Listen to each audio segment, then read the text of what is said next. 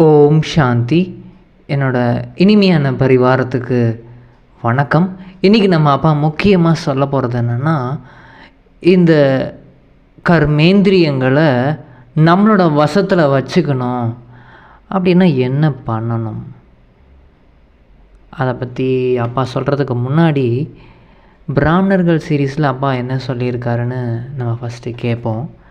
அப்பா என்ன சொல்கிறாங்கன்னா, பிராமணன் என்றாலே ஒவ்வொரு செயல்லையும் பாப்தாதாவை வெளிப்படுத்தக்கூடியவங்க தான்.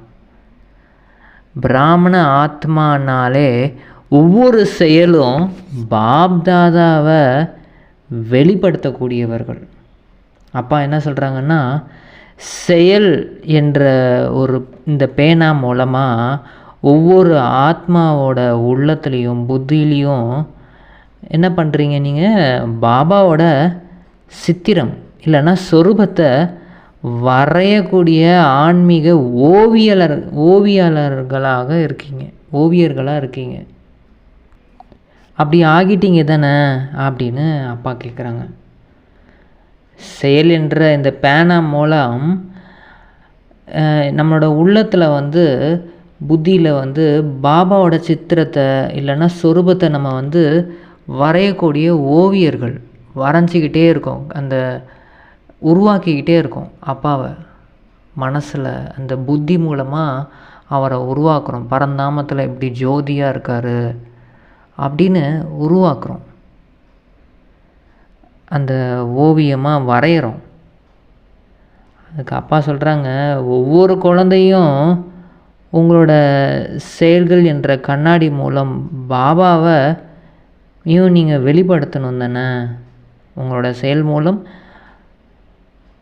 கண்ணாடி, உங்கள் செயல்கள் என்ற அந்த கண்ணாடி மூலம் பாபாவையும் நீங்கள் வெளிப்படுத்தணும். பாபாவை வெளிப்படுத்தக்கூடிய கண்ணாடியாக நீங்கள் இருக்கீங்க.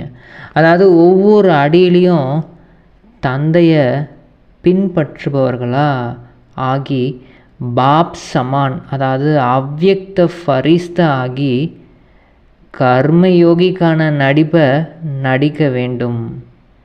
இதுதான் அப்பாவோட ஆசையாகும் அப்படின்னு பாபா சொல்கிறாங்க. அதாவது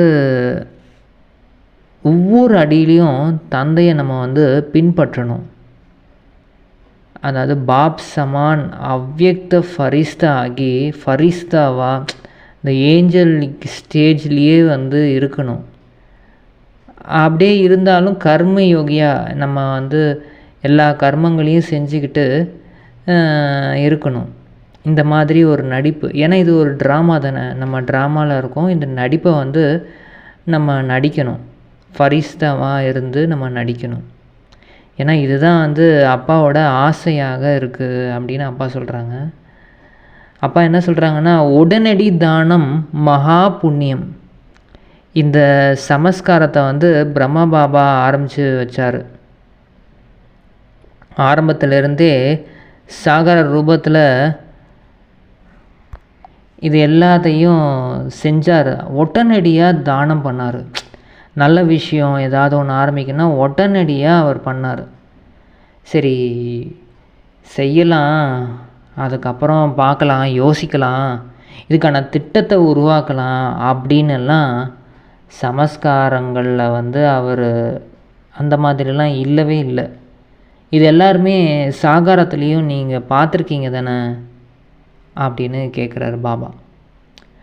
உடனடியாக செய்யக்கூடிய அந்த மகா மந்திரத்தை ஒவ்வொரு சங்கல்பம் மற்றும் செயலில் பார்த்தீங்க தானே, அவர் உடனடியாக செஞ்சார். அந்த சமஸ்காரத்தின்படி தான் குழந்தைகள்கிட்டையும் அதே தானே நீங்களும் அந்த மாதிரி சமஸ்காரம் இருக்கணும்னு தானே ஆசை வைப்பார். எனக்கு சமமாகக்கூடிய ஆசையை பிரம்ம பாபா வைக்கிறாரு.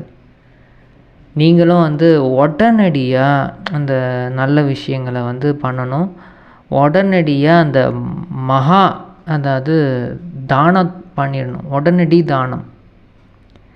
அதுக்காக யோசிக்கிறது, நம்ம இந்த ஞானத்தை கற்றுக்கிட்டோமே பண்ணலாம், ஆனால் யோசிக்கலாம், திட்டம் போடலாம். சக்தி பாபா கிட்டேருந்து எடுக்கிறோம், அப்பாவோட நினைவிலிருந்து எடுக்கிறோம். அதை உடனடியாக அப்படியே தானம் பண்ணிடணும். ஏன்னா இந்த சமஸ்காரம் வந்து பிரம்ம பாபாவோட சமஸ்காரமாக இருந்துச்சு. ஸோ அதனால் அவர் வந்து ஆசைப்படுறாரு நம்மளும் அந்த மாதிரி இருக்கணும் அப்படின்னு. அப்புறம் வந்து பிராமணன் என்றாலே ஆடாத, அசையாத மற்றும் உயர்ந்த இடத்தில் இருக்கக்கூடியவங்க. இன்றைக்கி ஆடாத ராஜ்ய அதிகாரியாகிய பாபா வந்து ஆடாத அசையாத நிலையில் இருக்கக்கூடிய வெற்றி குழந்தைகளை பார்த்துட்டு இருந்தார். இப்போதிலிருந்தே நீங்கள் வந்து என்ன பண்ணணுன்னா, அப்பா சொல்கிறாங்க, ஆடாத இருக்கும் சமஸ்காரத்தின் அந்த ஆதாரத்தில் ஆடாத ராஜ்யத்தின் பிராப்தியாக அடைவதற்கான முதல் முயற்சியில் கல்பத்திற்கும் உறுதியானவர்களாக ஆகியிருக்கின்றீர்கள். இப்போ நீங்கள் ஆடாமல் அசையாமல் இருக்கிறதுக்கான அந்த சமஸ்காரம் இருந்தால் தான் ஆடாத அசையாத ராஜ்யம் வந்து உங்களுக்கு பிராப்தியாக கிடைக்கும். ஏன்னா நாடகத்தின் ஒவ்வொரு காட்சியையும் நாடக சக்கரத்தின் சங்கமயுகம் என்ற உச்சியில் இருந்து எதை பார்த்தாலும் தானாகவே ஆடாத அசையாதவர்களாக இருப்பீங்க. ஏன்னா ரொம்ப ஒரு உயரத்தில் இருந்து நம்ம பார்த்தோன்னா எல்லாமே ஒரு பொம்மை விளையாட்டு மாதிரி ரொம்ப சின்னதாக இருக்கும். அந்த மாதிரி இந்த சங்கம யுகத்தில் நம்ம இருந்து பார்க்கணும். அது ஏன்னா ரொம்ப உயரத்தில் இருக்குது, உச்சியிலேருந்து நம்ம பார்க்குறோம், கீழே வந்து பார்க்குறோம். அந்த மாதிரி நம்ம நிலையில் நம்ம சங்கம யுக பிராமணர்களாக இருக்கோம். உச்சி குடுமி நமக்கு தான் இருக்குது, உச்சியில் இருக்கிறோம் அப்படின்னு அங்கேருந்து நம்ம பார்க்கணும் எல்லாத்தையுமே. உச்சியிலேருந்து கீழே வருகின்ற போது தான் இந்த குழப்பங்களே ஏற்படுது. நம்ம உச்சியிலே இருந்தால் குழப்பங்களே கிடையாது. ஆனால் உச்சியிலேருந்து எப்போ நம்ம கீழே இறங்குறோமோ அப்போ தான் ஏதாவது குழப்பங்கள் வந்துடும். பிராமணன் அப்படின்னாலே சிரேஷ்டமானவர்கள். அந்த மாதிரி சிரேஷ்ட ஆத்மாக்கள் ஆகிய நீங்கள் வந்து சதா எங்கே இருக்கீங்க? சக்கரத்தில் சங்கம யுகம் என்ற அந்த உயர்ந்த யுகத்தில் இருக்கீங்க. சித்திரத்தில் அந்த கணக்கில் கூட வந்து சங்கம யுகத்தின் ஸ்தானம் அது எங்கே இருக்குது? உயர்ந்த இடத்துல தானே இருக்குது, மேலே இருக்குது பாருங்கள். ஸோ அந்த யுகங்கள்லேயே கணக்குலேயே ரொம்ப சின்ன யுகம்தான். அந்த முள் வந்து பார்த்திங்கன்னா அங்கே இருக்கும், அங்கே ரொம்ப சின்ன யுகமாக தான் இருக்கும். அதை ஒரு பாயிண்ட்டுன்னு கூட சொல்லலாம். அதனால் இந்த உயர்ந்த பாயிண்டில், உயர்ந்த ஸ்தானத்தில், உயர்ந்த ஸ்திதியில், உயர்ந்த ஞானத்தில், உயர்ந்ததுலேயும் உயர்ந்த பாபாவின் நினைவில், உயர்ந்ததுலேயும் உயர்ந்த சேவை நினைவு சொரூபமாக நீங்கள் இருந்தீங்கன்னா சதா சக்திசாலியாக இருப்பீங்க. எங்கே வந்து சக்தி இருக்குதோ அங்கே வீணானவைகள் சதா காலத்திற்கும் முடிந்துவிடும். நம்ம இவ்வளோ உயர்ந்த இடத்துல இருக்கோம். ஏன்னா இந்த கல்பத்திலே இந்த டைம் மட்டும்தான் இவ்வளோ உயர்ந்த ஞானம் வந்து நமக்கு கிடைக்குது.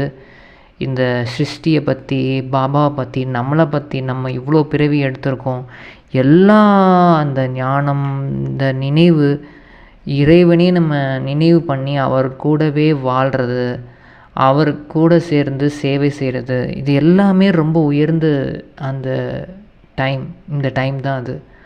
அப்போது நம்ம அங்கே இருக்கும் போது ரொம்ப பவர்ஃபுல்லாக இருப்போம். அந்த எங்கே வந்து அதிகமான சக்தி இருக்கோ அங்கே வந்து வீணான விஷயங்கள் வராது. ஏன்னா வீணான விஷயங்கள் வந்தால் தான் வந்து உள்ளுக்குள்ளே ஆட்டம் ஆட ஆரம்பிக்கும். அதனால் வீணான விஷயங்கள் வராமல் இருக்கணும்னா உயர்ந்த இடத்துல நம்ம இருக்கிறோம் அப்படின்னு அந்த ஆடாமல் அசையாமல் நிலையாக இருக்கணும். அப்பா இன்றைக்கி முரளியில் கூட வந்து என்ன சொல்லியிருக்காருன்னா 1/5/2025 இனிமையான குழந்தைங்களே, நீங்கள் எல்லை இல்லாத தந்தையிடமிருந்து எல்லை இல்லாத ஆஸ்தி பெறுவதற்காக இப்போ வந்திருக்கீங்க. இங்கே வந்து எல்லைக்குட்பட்ட எந்த ஒரு விஷயமும் கிடையாது. நீங்கள் மிகவும் ஊக்கத்துடன் தந்தையை நினைவு செஞ்சீங்கன்னா பழைய உலகம் வந்து உங்களுக்கு மறந்துடும். அப்பா என்ன கேள்வி கேட்குறாங்கன்னா, எந்த ஒரு விஷயத்தை நீங்கள் திரும்ப திரும்ப அரைச்சி சிந்தனை பண்ணி பக்குவம் அடையணும். அது என்ன விஷயம்னா, அப்பா சொல்கிறாங்க, நம்ம வந்து ஆத்மாக்கள் ஆவோம். ஒரு வைரம் மாதிரி ஜொலிக்கக்கூடிய ஆத்மா நம்மளோட பரமாத்மா தந்தையிடம் இருந்து இப்போ வந்து ஆஸ்தி எடுத்துகிட்ருக்கோம். ஆத்மாக்கள் எல்லாருமே நம்ம அப்பாவோட குழந்தைகள் தான். பரமாத்மா வந்து தந்தையாக இருக்கார். இப்போ குழந்தைகள் மற்றும் தந்தையினுடைய இந்த மேலா சந்திப்பு வந்து நடந்துகிட்ருக்கு. இந்த விஷயத்தை திரும்ப திரும்ப மனசில் அரைச்சிக்கிட்டே இருக்கணும். அப்போ என்ன ஆகும், பக்குவம் ஆகிடுவோம். எந்த அளவுக்கு ஆத்ம உணர்வுடையவர்களாக நம்ம ஆகிக்கிட்டே இருக்கோமோ அந்த அளவுக்கு தேக அபிமானம் போய்கிட்டே இருக்கும், நீங்கிக்கிட்டே இருக்கும். அப்பா என்ன சொல்கிறாங்கன்னா, யார் தலைவனுடன் கூட இருக்கிறாரோ அப்படின்னு ஒரு பாட்டு. அப்பா என்ன சொல்கிறாங்கன்னா, நீங்கள் எந்த தலைவன் கூட இருக்கீங்க? பாபா கூட இருக்கீங்க. அதுவும் அவர் நமக்கு இப்போ தந்தையாக இருக்காருன்னு நீங்கள் புரிஞ்சுக்கிட்டீங்க. இவர் தான் உயர்ந்ததிலும் உயர்ந்த தந்தை, அனைவருக்குமே தந்தை. இப்போ அந்த தந்தை இப்போது மீண்டும் வந்துட்டார். குழந்தைகளாகிய உங்களுக்காக மீண்டும் வந்து விட்டேன். உங்களுக்கு தந்தையிடம் என்ன கிடைக்குது அப்படின்ற கேள்விலாம் உங்களுக்கு வரல தானே? தந்தையிடமிருந்து கிடைக்குது, ஆனால் உங்களுக்கு கேள்வி வரல. ஆனாலும் என்ன கிடைக்குதுன்னா ஆஸ்தி கிடைக்குது. அப்பா வந்ததே எதுக்காக? குழந்தைங்கள் உங்களுக்கு ஆஸ்தி கொடுக்கறதுக்காக. ஆனால் அப்பா வந்து இந்த எல்லைக்குட்பட்ட விஷயம், அதாவது கொஞ்சோண்டு சொத்து கொடுக்கறது, 5000 10,000 20 அதாவது 10 கோடி 20 கோடி 50 கோடி 100 கோடி 1000 கோடி இதெல்லாம் கிடையாதுங்க. நான் கொடுக்க போகிறது எல்லையற்றது. இதில் வந்து இவ்வளோதான் அப்படின்னு நீங்கள் சொல்லவே முடியாது. எல்லையே கிடையாது. எவ்வளோ வேணால் நீங்கள் எடுத்துக்கலாம் அப்படின்னு அப்பா சொல்கிறாங்க. ஆனால் அந்த லௌகீக தந்தைகள் அவங்க அவ்வளோதான் அவங்களால கொடுக்க முடியும். 10 கோடி 20 50 100 அவ்வளோதான். மிஞ்சி மிஞ்சி போனால் ஒரு எல்லை இருக்குது. ஆனால் தந்தை வந்து எல்லையற்ற தந்தையினால் எல்லையே இல்லாத ஆஸ்தியை தான் கொடுக்க வந்திருக்கேன். நீங்களும் அந்த மாதிரி தான் எடுத்துக்க வந்திருக்கீங்க அப்படின்னு புரிஞ்சுக்கிட்டீங்க தானே? அப்பா கிட்டேருந்து எல்லையே இல்லாத ஆஸ்தி நம்ம கிடச்சிட்ருக்கு.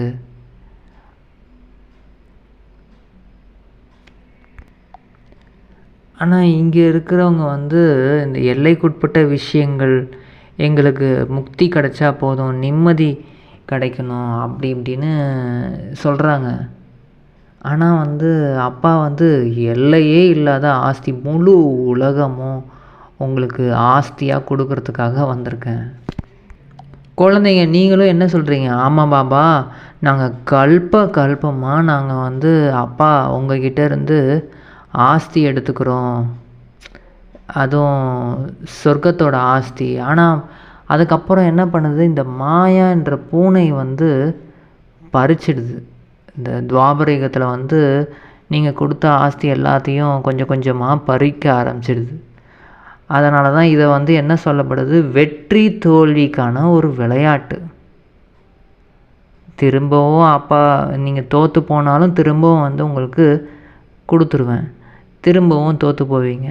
ஸோ தந்தை வந்து இது எல்லா விஷயத்தையும் புரிய வச்சிட்ருக்கேன். குழந்தைகள் ஆனால் வரிசை கிரமம் படி தான் வந்து புரிஞ்சுக்கிறீங்க. இவர் வந்து ஒன்றும் சாது சந்நியாசி இல்லை, நீங்கள் அந்த மாதிரி துணி அணிந்திருக்கணும், அதுபோல் தான் வந்து இவரும் வந்து இருப்பார், அதாவது இந்த சந்நியாசிகள் மாதிரி. ஆனால் இவர் வந்து அப்படிலாம் கிடையாது. இவர் வந்து தந்தை, அதாவது சந்நியாசிகள் மாதிரி கிடையாது. குரு, அப்படி குருவாகவும் இருக்கார். ஆனால் வந்து அப்பாவுக்கு நீங்கள் குழந்தைங்கள் வந்து ரொம்ப நெருக்கமான ஒரு உறவில் இருக்கீங்க. இது வந்து ஒரு குடும்பம்.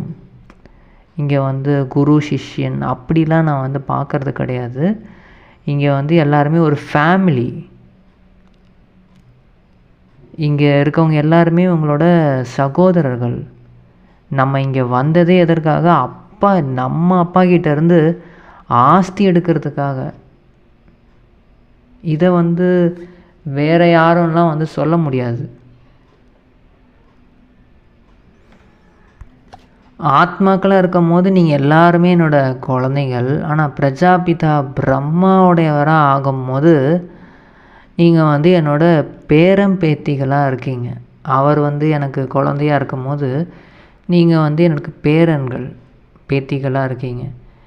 அதனால் தாத்தாவோட சொத்து பேரம்பேத்திக்கு தானே. ஸோ இந்த மாதிரி இந்த ஞானமே வந்து ரொம்ப விசித்திரமானது. இந்த பக்தி மார்க்கத்தில் வந்து நிறைய மேளாக்கள் நடந்துக்கிட்டே இருக்குது. அது எல்லாமே செயற்கையான ஒரு மேளா தான். இப்போ தான் உண்மையான சந்திப்பு. உண்மையாகவே அப்பாவை வந்து சந்திக்கிறீங்க நீங்கள் எல்லாருமே. ஸோ அதனால் எல்லா ஆத்மாக்களுக்கும் அந்த சந்திப்பு ஏற்படணும். ஏன்னா இந்த சந்திப்பின் மூலம்தான் இனிமையான அந்த அமைதியான இடத்துக்கு போக முடியும் அப்படின்னு எல்லாரோட அந்த ஆள் மனசுலையும் இருக்குது. நம்ம அப்பா கிட்ட போகணும், அப்பா தான் இனிமையானவர், அப்பா தான் அமைதியான இடத்துக்கு கூப்பிட்டு போவார் அப்படின்னு எல்லாரோட அந்த இதயத்துலேயும் இருக்குது. சன்னியாசிகள் கூட வந்து அந்த அமைதி வேணும் அப்படின்னு அவங்களும் முயற்சி பண்ணுறாங்க. நிறைய பேர் அவங்கக்கிட்ட போயிட்டு எங்களுக்கு அமைதிக்கான வழியை சொல்லி கொடுங்கன்னு கேட்குறாங்க. ஆனால் இப்போ எல்லோரும் நரகத்தில் வந்து இருக்காங்க. நீங்கள் காட்டில் போயிருந்தாலும் சரி, எந்த இடத்துல இருந்தாலும் சரி, அமைதி வந்து எங்கேயுமே கிடைக்காது. ஆத்மானு ஃபஸ்ட்டு நீங்கள் புரிஞ்சுக்கிட்டு இனிமையான இந்த வீட்டையும் பாபாவையும் நினச்சா தான் அமைதி கிடைக்கும். ஏன்னா குழந்தைகள் நீங்கள் வந்து இப்போ யோக பலம், அந்த யோக பலம் வேணும். அப்போ தான் என்ன ஆகும்னா கர்ம இந்திரியங்களை வசப்படுத்த முடியும்.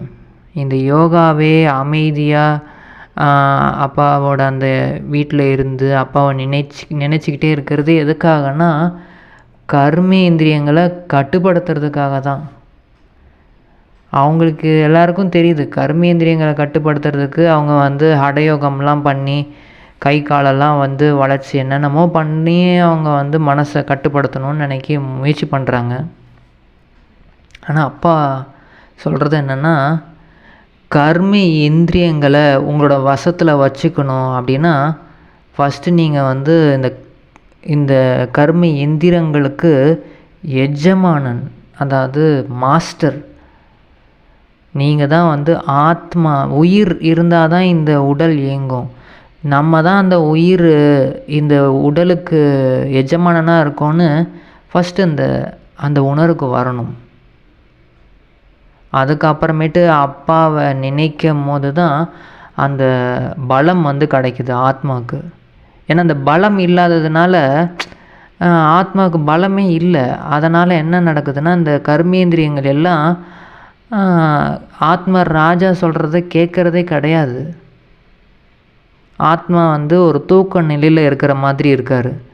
அதனால் கர்மேந்திரியங்கள், இந்த மனசு, புத்தி எதுவுமே அது ப்ராக்டிஸ் கொடுத்தா தானே. டெய்லியும் வந்து ப்ராக்டிஸே கொடுக்குறதே இல்லை. அவங்களுக்கு எந்த ஒரு வேலையும் இல்லாமல் அவங்களும் வந்து சும்மா இருந்து அவங்களும் வந்து அவங்களோட போக்கில் வந்து போக ஆரம்பிச்சிட்டாங்க. அதனால தான் அப்பா வந்து சொல்கிறாங்க, நீங்கள் வந்து கர்மேந்திரியங்களை உங்களோட வசத்தில் கொண்டு வரணும். அதுக்கு வந்து யோக பலம் வேணும். ஏன்னா கர்மேந்திரியங்கள் உங்களுக்கு சஞ்சலம் ஆகுது தானே. இப்போது எந்த ஒரு சஞ்சலத்தன்மையும் ஏற்படாதவாறு நீங்கள் கர்மேந்திரியங்கள் மீது வெற்றி அடையணும். யோக பலமின்றி கர்ம இந்திரியங்கள் மீது உங்களால் வெற்றி அடைய முடியவே முடியாது. கர்மேந்திரியங்கள் வந்து சஞ்சலத்தன்மை யோக பலத்தினால் மட்டும்தான் விடுபடும். யோகா பலத்தின் ஆற்றலால் மட்டும்தான் அது சாத்தியமாகும். இதில் தான் நீங்கள் வந்து ரொம்ப அதிகமாக உழைப்பு வந்து கொடுக்கணும். இங்கே வந்து உழைச்சா வந்து எல்லாமே கிடைக்கும், உழைப்பு தான் ரொம்ப முக்கியம் அப்படி இப்படின்னு உழைக்கிறாங்க. உழைப்பு தான் முக்கியம். ஆனால் எந்த உழைப்பு? நீங்கள் ஆத்மான்னு உணர்ந்து நீங்கள் வந்து உங்களுக்கு மாஸ்டராக ஆகணும். அதாவது மனசு, புத்தி, சமஸ்காரம், இந்த கர்மேந்திரியங்களுக்கு எஜமானனாக ஆகிறதுக்கான இந்த உழைப்பு உழைச்சிங்கன்னா மீதி எல்லா விஷயமும் தானாகவே, அதாவது ஈஸியாகவே, ரொம்ப சுலபமாகவே நம்ம வந்து அதை வெற்றி அடைய முடியும், எந்த ஒரு செயலாக இருந்தாலும் சரி. இனி போக போக கர்மேந்திரியங்களோட நீங்கள் யோகா நல்லா பண்ணிக்கிட்டே இருந்தீங்க, இதுக்கான நல்ல உழைப்பு பண்ணிகிட்டே இருந்தீங்கன்னா அப்புறம் போக போக வந்து அந்த சஞ்சலத்தன்மையெல்லாம் வந்து இருக்காது, எல்லாமே உங்களோட வசத்துக்கு வந்துடும். சத்தியுகத்தில் வந்து ஏன்னா அந்த மாதிரி இருக்கவே இருக்காது. எல்லாருமே அங்கே வந்து கர்மேந்திரியங்களுக்கு எஜமானர்களாக இருப்பீங்க. அதனால தான் முழு உலகமும் உங்களுக்கு வசமாகி இருக்கும். முழு உலகத்துக்குமே எஜமானன் அப்படின்னா கர்மேந்திரியங்களுக்கு ஃபஸ்ட்டு ஆனால் தானே உலகத்துக்கே எஜமானன் ஆக முடியும். அதனால் கர்மேந்திரியங்களுக்கு உங்கள் வசத்துக்கு வரணும் அப்படின்னா எந்த ஒரு அசுத்தமான எண்ணமும் ஃபஸ்ட்டு இருக்கக்கூடாது. ஏன்னா அந்த உலகத்தில் அந்த மாதிரி தான் இருப்பீங்க. ஏன்னா சொர்க்கத்தில் வந்து அசுத்தமானதே இருக்காது. அதுக்கப்புறமேட்டு தான் வந்து அந்த ஆத்ம உணர்வே வரும். ஆத்ம உணர்வில் வந்து நீங்கள் இருக்கும் போது கொஞ்சம் கொஞ்சமாக உங்களோட கர்மேந்திரியங்களும் கட்டுப்பாட்டுக்கு வரும். அப்பாவை நினைவு பண்ணும் போது நல்லா அமைதி சொரூபத்தில் அப்படியே அப்பாவோட நினைவுலேயே, அந்த பரந்தாமத்திலேயே இருக்கிறோம். நம்ம அப்பாவோட நினைவிலே இருந்துக்கிட்டே இருக்கோம்னா அப்படியே பலம் கிடைக்கும் ஆத்மாவுக்கு. அதுக்கப்புறம் இந்த சரீரத்துக்கு வந்த உடனே இந்த சரீரம் வந்து நம்ம சொல்கிறது எல்லாமே கேட்க ஆரம்பிக்கும். அது அமைதியாக இருக்கும், குளிர்ச்சியாக இருக்கும். ஏன்னா அப்பா வந்து அமைதியின் கடலாக இருக்கார், சுகத்தின் கடலாக இருக்கார். ஆனால் அந்த ஜனங்கள் வந்து கர்மேந்திரியங்களை வசப்படுத்த முடியல. ஏன்னா அவங்க வந்து என்னென்னமோ முயற்சி பண்ணுறாங்க. ஆனால் நீங்கள் வந்து அப்பா வந்து அமைதி கடலாக இருக்காரா, சுகத்தின் கடலாக இருக்காரா, அவரை நல்லபடியாக நினச்சிட்டு இந்த உடலுக்கு வரும்போது உங்களோட கர்மேந்திரியங்கள் நல்லா உங்கள் வசத்துக்கு வரும். ஸோ அதனால் கர்மேந்திரியங்கள் மூலமாக எந்த ஒரு சட்டத்திற்கு புறம்பான காரியமும் நீங்கள் செஞ்சிடக்கூடாது. இப்படிப்பட்ட அன்பான தந்தையை நீங்கள் எப்படி நினைவு பண்ணணும்? அன்பாக நீங்கள் லவ்லியாக அப்படியே நினைவு பண்ணுங்கள். உங்கள் கண்ணிலேருந்து தண்ணி வரணும். அதாவது அன்பு கண்ணீர். ஆத்மா வந்து அப்பாவோட அப்படியே கலந்துறதுலாம் கிடையாது. ஜோதி வந்து ஜோதியோட கலக்குது அப்படிலாம் கிடையவே கிடையாது. ஆனால் வந்து அந்த அன்பில் வந்து கலக்க முடியும். அன்பு கடலில் வந்து கலக்கிறது. இந்த பிரம்ம பாபா கூட முதல்ல வந்து இதெல்லாம் புரிஞ்சுக்கிட்டாரு. ஓ, நமக்கு இறைவனே கிடச்சிட்டாரு, அப்பா வந்து இப்போ வந்திருக்காரு அப்படின்னு புரிஞ்சுக்கிட்டோன்னே நம்ம உலகத்துக்கே அதிபதியாக ஆக போகிறோம். அப்புறம் எதுக்குங்க இந்த பணம், செல்வம் இதெல்லாம் வந்து விட்டுறலாம் அப்படின்னு அவர் ஒரு பைத்தியம் மாதிரி ஆயிட்டார். பக்கத்தில் இருக்கிறவங்க எல்லாருமே வந்து என்ன ஆச்சு இவருக்கு, இப்படி தொழில் எல்லாத்தையும் விட்டுட்டாரே, இவர் நல்லா தானே இருந்தார் அப்படின்னு எல்லாரும் பேச ஆரம்பித்தாங்க. ஆனால் அவருக்கு, பிரம்மா பாபாவுக்கு அளவு கடந்த குஷி. கடவுளே எனக்கு காட்சி காமிச்சிருக்காரு, இந்த மாதிரி நடக்க போகுது, நம்ம தான் இந்த முழு உலகத்துக்கும் ராஜாவாக போகிறோம், இளவரசனாக போகிறோம் அப்படின்னு எல்லாமே தெரிஞ்சுக்கிட்டாரு. ஸோ அதை புரிஞ்சுக்கிட்டு அவருக்கு ஒரே குஷியாக இருந்தது. ஏன்னா முழு உலகமும் இப்போ சொர்க்கமாக போகுது, அப்போது அதுக்கான ப்ராக்டிஸ் நம்ம பண்ணணும் அப்படின்னு அவர் லட்சியம் வச்சுட்டாரு. எய்ம், ஆப்ஜெக்ட் வந்து அவருக்கு தெரிஞ்சு போச்சு, நம்ம தான் அந்த நாராயணன் அப்படின்னு. ஸோ அப்போது வெளியிலேருந்து பார்க்குறவங்களுக்கும் புரியல, ஆனால் இவருக்கு வந்து உள்ளுக்குள்ளே இது எல்லாத்தையும் புரிஞ்சுக்கிட்டாரு. கிருஷ்ணன் நம்ம ஆகிறதுக்கான முயற்சி எனக்கு சிவபாபா வந்து சொல்லித்தராரு அப்படின்னு எல்லாமே புரிஞ்சுக்கிட்டாரு. அப்போது அதே மாதிரி தான் நீங்கள் கூட வந்து நிறைய பக்தியெல்லாம் செஞ்சுருக்கீங்க. பல பிறவியாக வந்து பக்தி எனக்காக செஞ்சீங்க. அப்பாவை தேடிக்கிட்டே இருந்தீங்க. புண்ணிய ஸ்தலம் எல்லா ஸ்தலத்துக்கும் போய் அடி தான் வாங்கினீங்க. ஆனால் இப்போது உண்மையாகவே அப்பா உங்கள் முன்னாடி வந்து இது எல்லாத்தையும் சொல்லிகிட்ருக்கேன். அமர கதை வந்து சொல்லிகிட்ருக்கேன். அப்போது உங்களுக்குள்ளேயும் எவ்வளோ குஷி இருக்கணும்.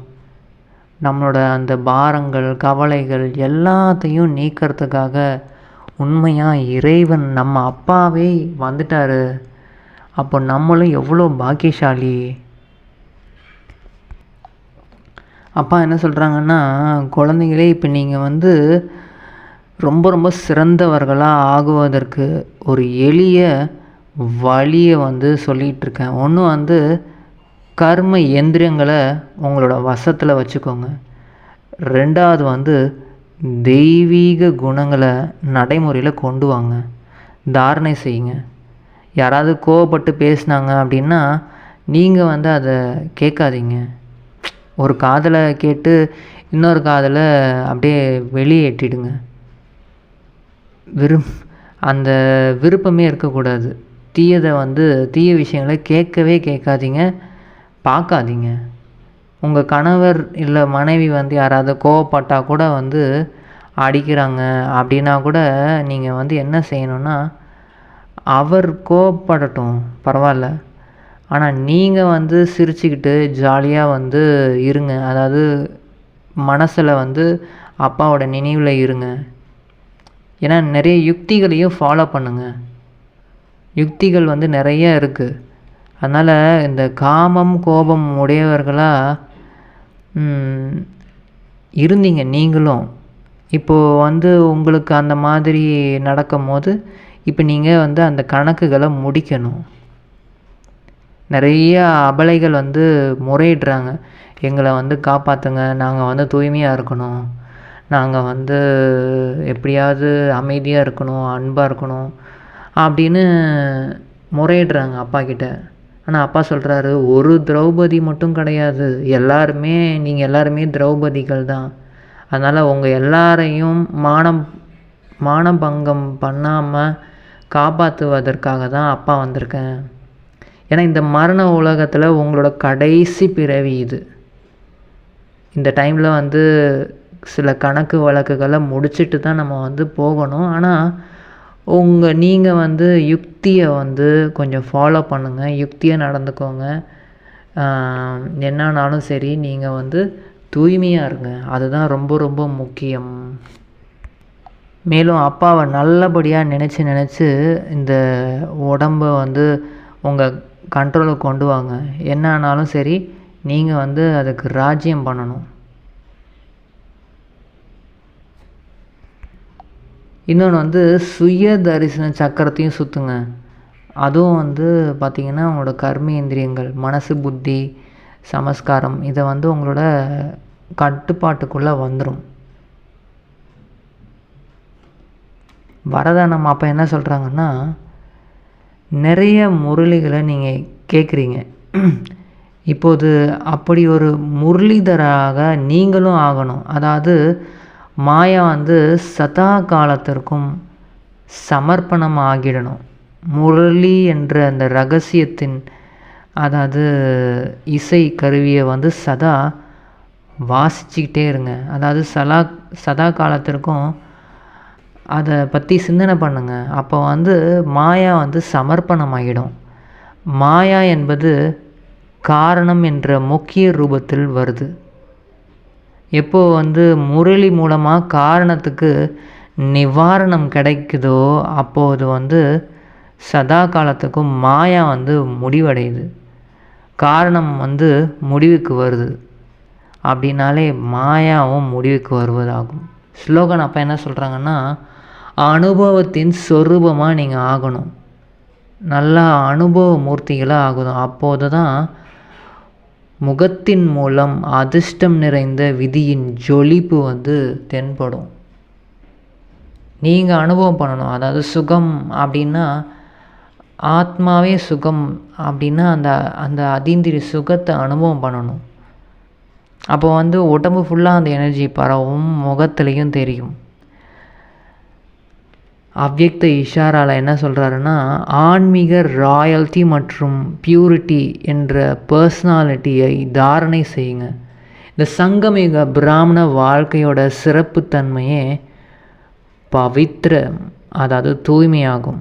இல்லறத்தில் இருந்துக்கிட்டே அப்பவித்திரதாவை துறவரம் செஞ்சு இருக்கிறவங்க தான் கனவுல கூட அப்பவித்திரமான எண்ணங்கள்லேருந்து முக்தி பெற்று இருப்பது என்பது உலகத்துக்கு வந்து சவால் விடுவதற்கான சாதனமாகும். இதுவே பிராமணர்களாகிய உங்களோட ஆன்மீக ராயல்ட்டி மற்றும் பர்சனாலிட்டி. ஆன்மீக ராயல்ட்டி அப்படின்னாலே தூய்மை. அது கனவுல கூட வந்து தூய்மையாக இருக்கணும். அந்த அப்பவித்திரமான எண்ணங்கள்லேருந்து முக்தி அடைஞ்சிருக்கணும். அப்போ தான் வந்து உண்மையான அந்த தூய்மையான அந்த சக்தியை அனுபவம் பண்ண முடியும். அப்பாவை நல்லபடியாக நினைவு பண்ணவே முடியும். இதுதான் வந்து நம்மளோட ராயல்ட்டி அண்ட் பர்சனாலிட்டி அப்படின்னு அப்பா சொல்கிறாங்க. அப்பாவுக்கு மிக மிக மிக நன்றி. எங்களுக்கு இந்த ஞான அமிர்தம் மூலமாக எங்களை வந்து முழுமையாக சீத்தளமாக்குறீங்க. அதன் மூலம் இந்த முழு உடம்பும் ரொம்ப கர்மேந்திரியங்கள் எல்லாமே வந்து எங்களோட வசத்துலேயே இருக்குது பாபா. ரொம்ப ரொம்ப நன்றி. ஓம் சாந்தி.